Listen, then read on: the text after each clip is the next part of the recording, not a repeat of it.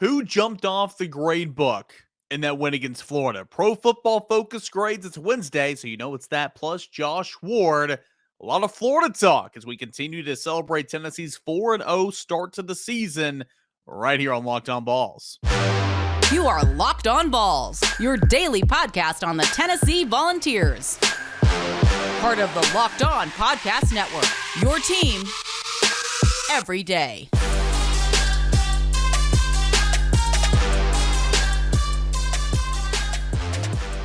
What is up, everybody? Welcome into it. This is Locked On Vols, your go-to Tennessee Volunteers podcast each and every day, a part of the Locked On Podcast Network, your team every day. And, of course, Locked On Vols is your first listen each and every single day. Thanks so much for subscribing and following us wherever you find your podcast, completely free. And, of course, as always, hitting that subscribe button on YouTube. The show continues to grow on YouTube. Got more people jumping in the comment sections each and every day. I see you, and I thank you. Appreciate you guys so much. Pro Football Focus grades. Every Wednesday on Locked On Vols, we look back. We see how Tennessee did on offense, on defense. What I love about Pro Football Focus is you can see which offensive linemen, graded out the best in terms of pass protections, which offensive linemen gave up pressures, defensive backs, how many times they were individually targeted and gave up receptions, all that type of stuff, and more so than just the snap count and the overall grade. So I love me some Pro Football Focus, but as always, disclaimer, Pro Football Focus, these grades, they're something. They are certainly not everything. They're not in there. They don't know the responsibilities on each and every single play, what they're supposed to do.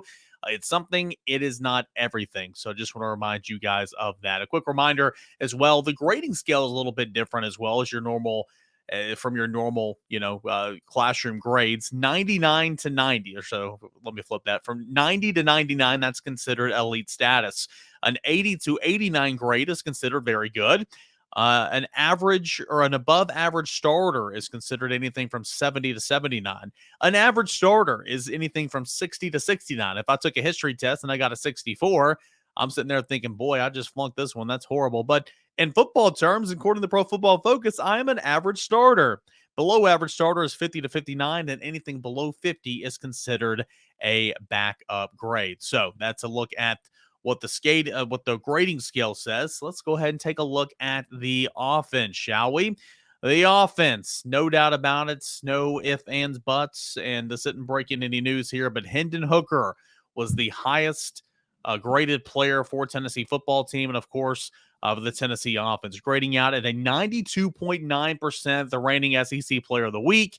He continues to get national awards after his 22-28 day, 49 yards passing, whatever it was, 2 touchdowns, a rushing touchdown, 112 yards on the ground, 461 yards of total offense just by himself. That's 80% of what Tennessee did as a total on Saturday. So that 92.9 grade is well-deserved. That is very, very elite Hendon Hooker. And, of course, he played every snap on the football game at 72. I'm curious. I don't know if they count, if Pro Football Focus count penalties or whatnot, because Tennessee, according to the stat sheet, the final grade book, Tennessee ran 70 plays.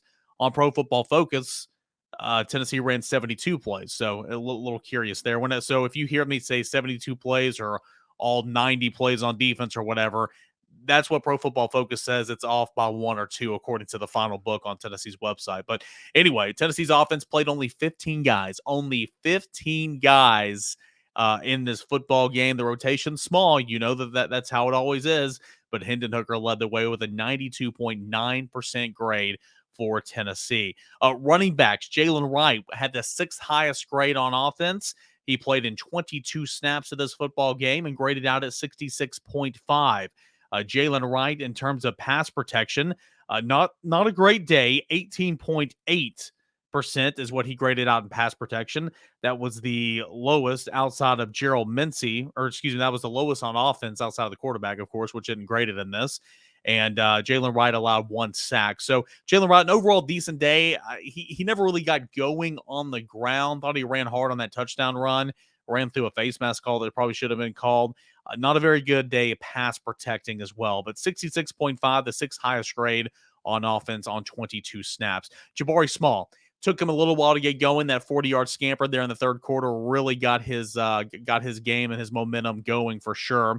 72.2% was his grade. He had the third highest grade on offense, did Jabari Small. He played in 48 of the 72 snaps for Tennessee. Jabari Small, in terms of pass protection, had the eighth highest grade on Tennessee at 59.3. Yes, Tennessee is not an elite or a great pass blocking team from its running backs, but I did see on numerous occasions these backs picking up blitzing linebackers.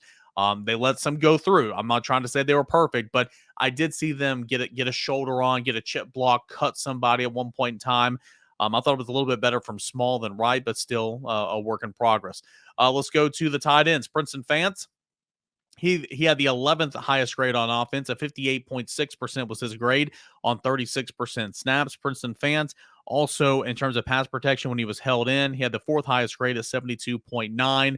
Jacob Warren, the seventh highest grade on offense. His overall grade was a 63.4, and he played 46 snaps of this football game. Actually played more than Princeton Fance.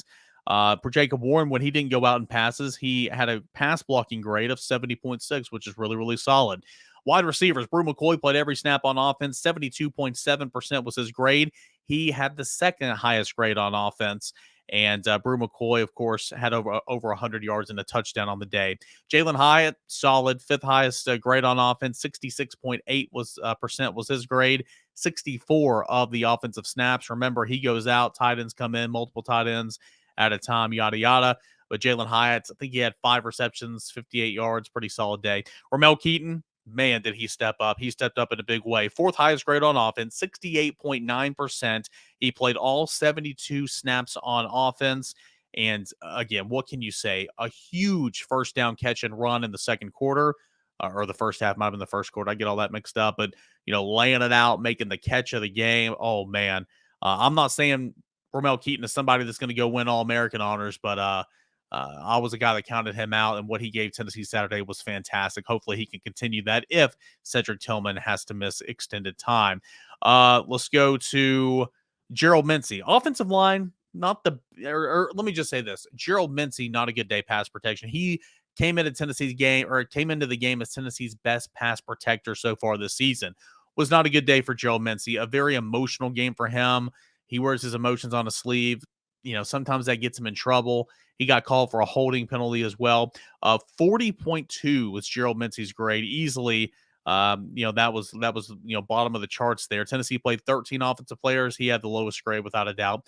40.2. He played all 72 snaps. And the guy that had been pass protecting better than anybody so far this season had a 22.5% pass blocking grade. Wasn't fantastic. He didn't give up a sack or anything. He just gave up some hurries. Nonetheless, let's go to Jerome Carvin, 12th highest offensive grade, 54.6, not a very high grade there, played all 72 snaps. He had a much higher pass blocking grade at 69.1, but again, he's on the interior. Center Cooper Mays, 9th highest grade on offense, 60.8, played all 72 snaps. He had a 77.2% grade on pass protection. Javonte Spraggins, your SEC Offensive Lineman of the Week. He had the 10th highest grade on offense, 59.5 overall grade, 72 snaps, all of those. Javonte Spraggins had a really nice day pass blocking, the highest grade for Tennessee, 83.6. And then finally, you had Darnell Wright, the 8th highest grade on offense, 63.2%, all 72 snaps. Darnell Wright, 73.4% pass blocking grade. That was third highest.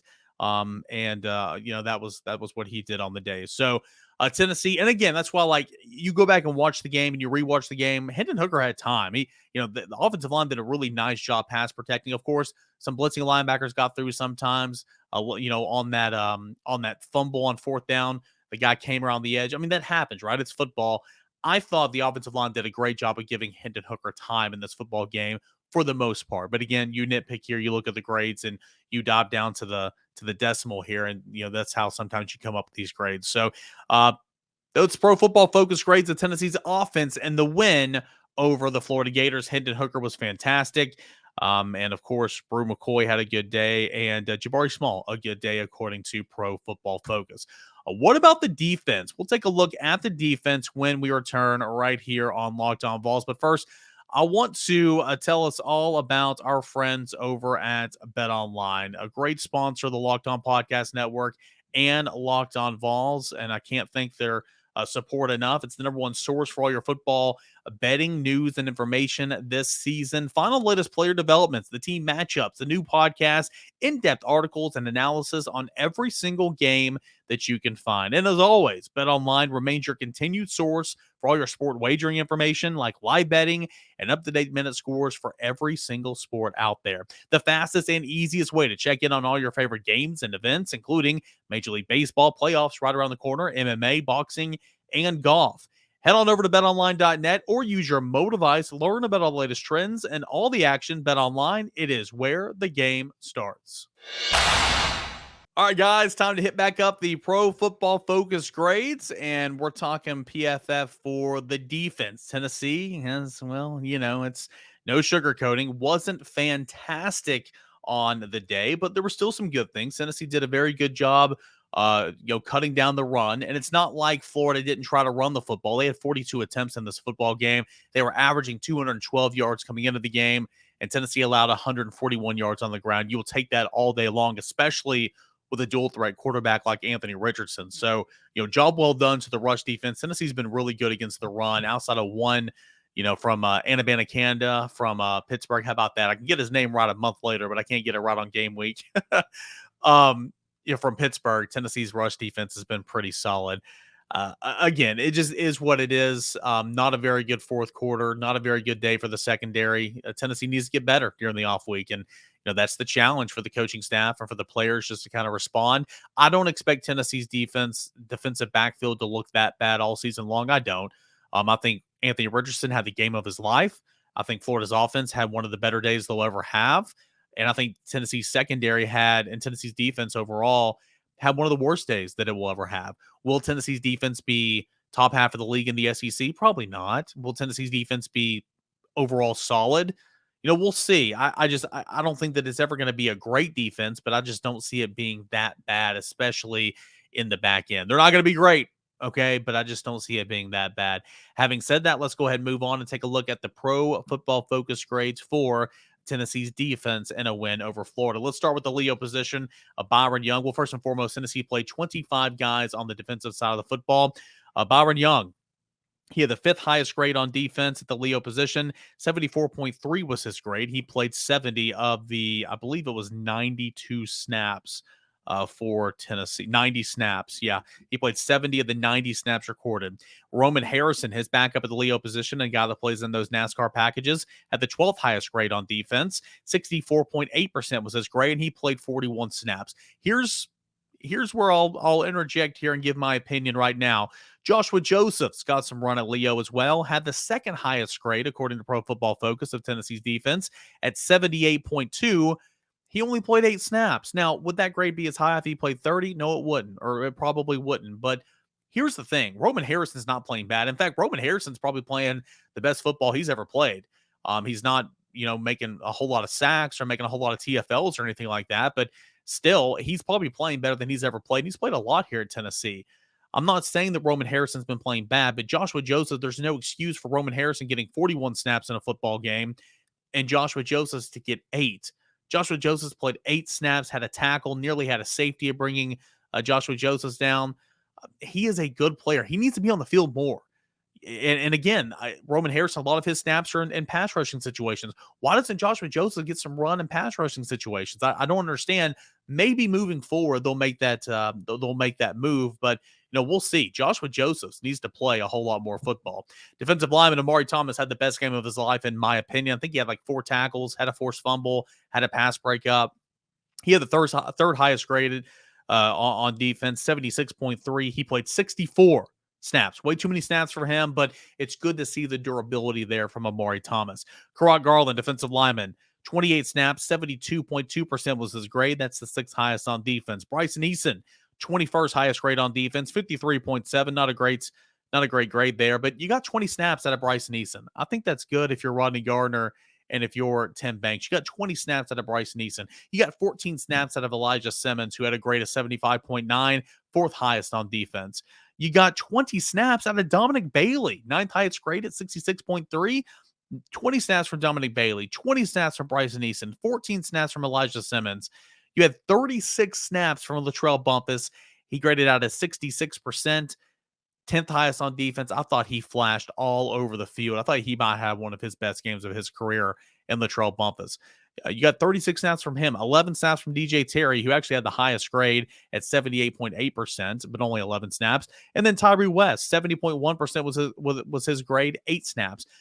Again, this is why Rodney Gardner's been so successful, okay? He said one time last year, one of his first times ever meeting with Tennessee, that back in 2010 or whatever, whenever Auburn won the national championship or played in the national championship or whatever, that he had about 10 different defensive line combinations that year. He will play his players. Again, let me run this down here. This is interior, okay? Amari Thomas, 64 snaps. Kerrod Garland, 28 snaps. Bryson Eason, 20 snaps. Elijah Simmons, 14 snaps. Dominic Bailey, 20 snaps. Latrell Bumpus, 36 snaps. DJ Terry, 11 snaps. Tyree West, 8 snaps. Tyler Barron, 36 snaps. 64.1% was Tyler Barron's grade. Imagine if Amari Thomas's snap count in this football game went from 64 down to like 44. You know, I mean, you spread the wealth even more, right? So he's doing a great job, this being Rodney Gardner, of getting these guys in there. And I don't think that they played great, but I thought that they've been solid. I think they've been solid so far this season. Let's go to linebacker. Jeremy Banks actually had his best game, maybe of his career, according to Pro Football Focus, graded out at 66.4. That was the 8th highest grade on defense. He played 66 of the 90 snaps, that being Jeremy Banks. Juwan Mitchell played 62 of the 90 snaps. A 53.0 was his grade, and he was the 22nd highest finisher, grading out of the 25 players. Aaron Beasley, only 38 snaps. So he went 66 snaps with Jeremy Banks, 62 snaps with Juwan Mitchell, 38 snaps for Aaron Beasley. I think he needs to play a little bit more. 63.4%. That's the 14th highest graded out guy on defense. Solon Page, 15 snaps, 60.1, 18th highest grade. Elijah Herring, 7 snaps, 66% was his grade, and he had the 10th highest grade. All right, let's get into the secondary, shall we? These grades are going to be bad. Just brace yourself, and we'll give some coverage numbers as well. At the star position, Tamari McDonald played 74 snaps in this football game. Wesley Walker played 12 snaps in this football game. As I said on the Twitter Tuesday pod yesterday, Wesley Walker, I think, had played 37 snaps, 34 snaps, and 39 snaps in the first 3 games, respectively. It's not been a true 50-50 split, but it's been about 60-40 between him and Tamari McDonald. And this football game, it wasn't. McDonald played 74 snaps. Wesley Walker played 12 snaps. McDonald, 44.8% was his grade. He graded out 24th on defense out of 25 players. Just not a good day for him.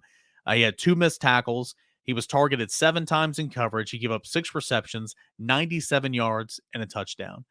His worst game so far this year, as he had been playing pretty decent. Wesley Walker, 60.4% was his grade. He gave up, he played 12 snaps and was never targeted in coverage.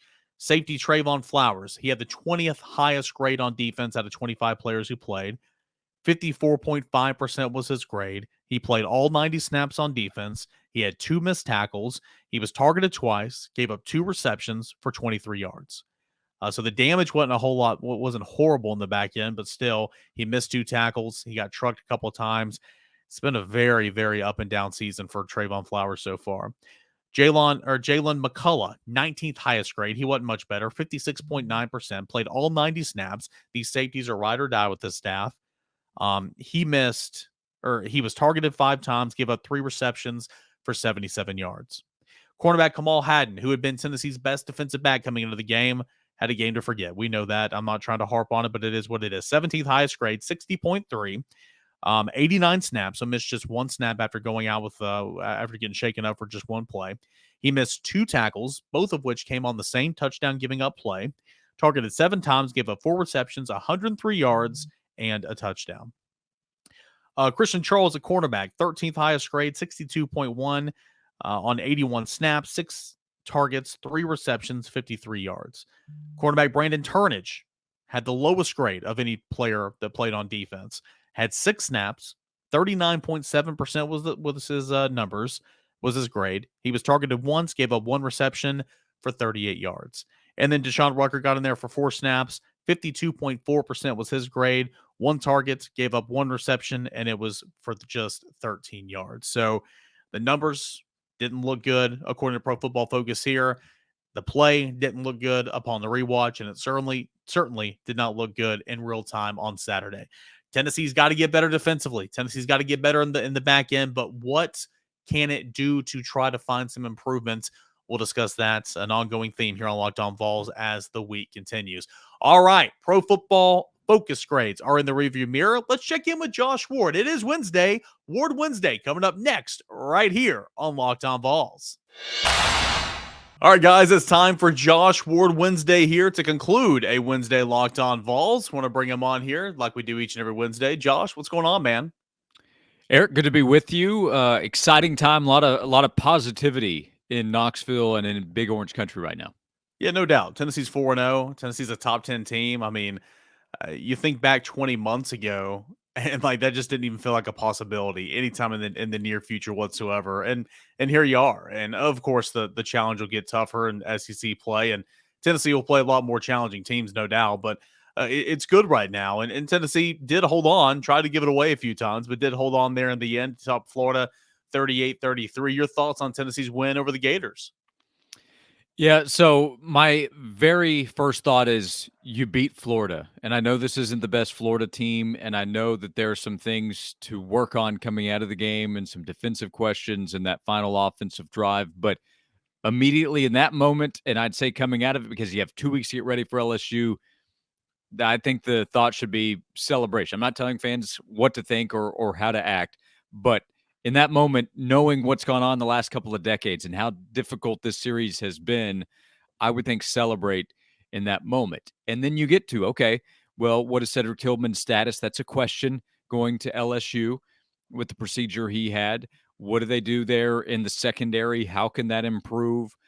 Are there some players that might be emerging, like Joshua Joseph on the defensive side? Perhaps I'm jumping ahead here, Eric, but that's my thought is celebrate it, and then you can get to what you need to do next. Because part of it, even Josh Heupel has said, is, okay, we're 4-0. He described it as just the beginning, just getting started. So what do you do to build on it? That's the next goal when you go to LSU and play what is a winnable game, but will be a tough game. Hendon Hooker was just magnificent. Terrific. There's been a lot of chatter here since Saturday, a lot of premature Heisman talk, and that's fine. I mean, he certainly, I came on the show Monday morning. I said my biggest takeaway, I don't buy into the Heisman talk. It's kind of like college football playoff talk. When you see those first rankings come out, then we can talk about them. But at minimum, Hendon Hooker is one of college football's best players. He's a show. He was fantastic against Florida, and doing that without a security blanket, finding ways to get the run game going. 461 yards of total offense, completing 78% of his passes. It's been a while. It's been since Josh Dobbs that Tennessee's had quarterback play like this consistently, and obviously the Vols are good for it. It's an entertaining brand of football, and Tennessee's a good football team, and 80% of the reason why on Saturday was because of Hendon Hooker. Yep. Heisman talk in general, late September, early October, is premature. That's with anybody, even if we're talking about Bryce Young, who has already won the award. But if it's going to come up, then Hendon Hooker has to be a part of the conversation with what he's doing and what this offense is, and now what the potential of the team is. During the summer, there was Heisman talk, and that was absolutely premature because we hadn't seen anybody play yet.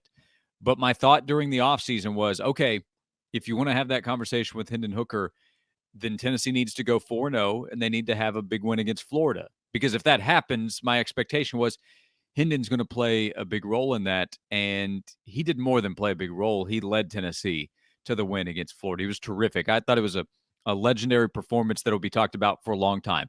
And, of course, what happens next will affect the conversation well into the future. But, think about that 16 season, Eric. For Josh Dobbs, he had a good performance, huge second half against the Gators. They won that game. It was the first time in, at the time, 12 years for the Vols. The season went the wrong direction, but it still gets brought up by Tennessee fans.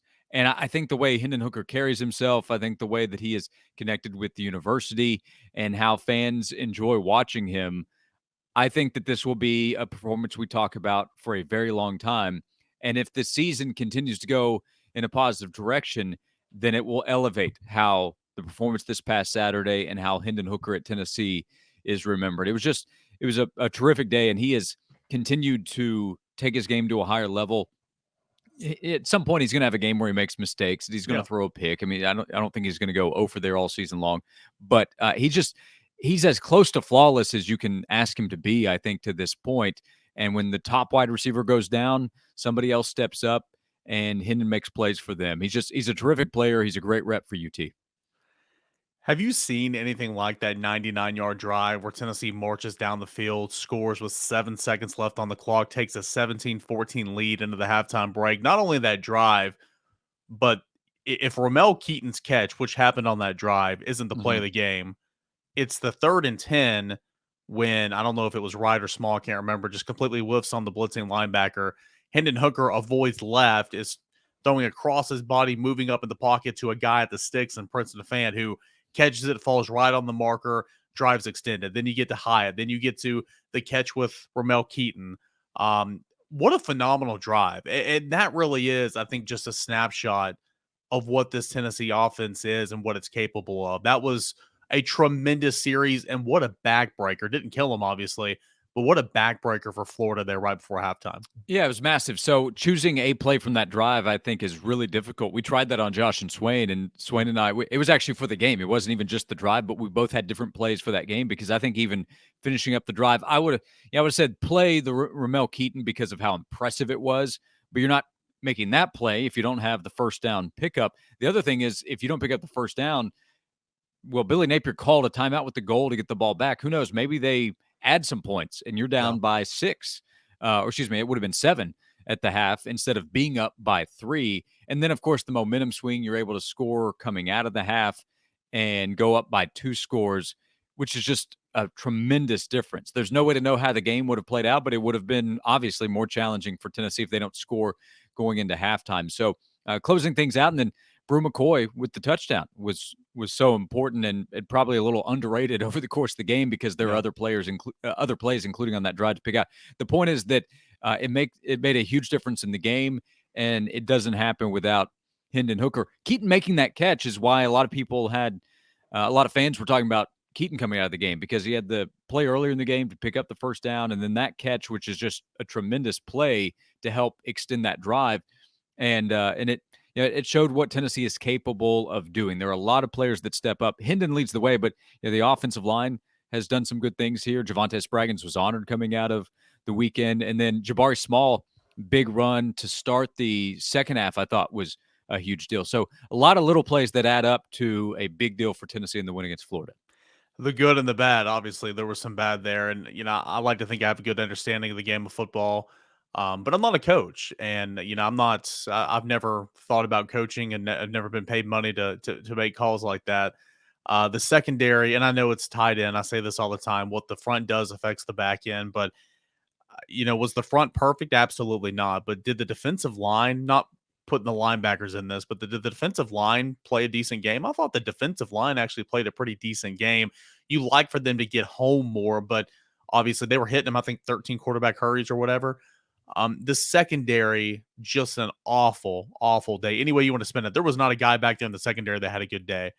Kamal Haddon, which has been Tennessee's best defensive back this season, had his worst game, by far. Tamari McDonald had a tough day. What do you do? It looked like Tennessee was given a whole lot of cushion, just begging Anthony Richardson to throw the football. Well, he did, but you and I could have made those catches with a guy, 10 yards away. You know what I'm saying? Yeah. I'll be curious at LSU because LSU's better at receiver than Florida is. I don't think there's any question. Deshaun Boutte, who's that guy? Yeah, so we'll find out here in a week and a half what Tennessee wants to do differently, Eric, in the secondary. Linebackers in coverage, that's part of the conversation here too. I would say with what LSU is going to try to attack on Tennessee's defensive side. Like Haddon, and not to pick on him specifically, but there's a play where defensive pressure comes. To Anthony Richardson's credit, he is able to elude and unleash a pass down the field, but it hits to the right sideline, and then you have multiple missed tackles, including 2 by Haddon. So that adds to the problem. You give up the pass, then you give up extra yardage and a score on that particular play. 2 missed tackles on one play by Haddon. I mean, it's extremely costly. So that would be a case where the pressure was there to affect the quarterback. The coverage was not there where it needed to be to complete the play.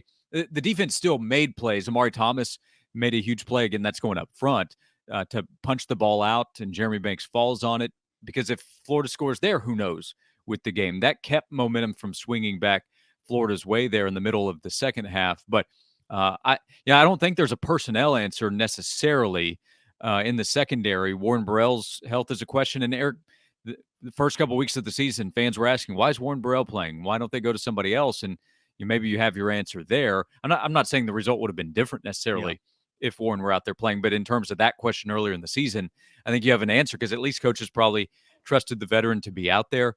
But yeah, I think you are where you are.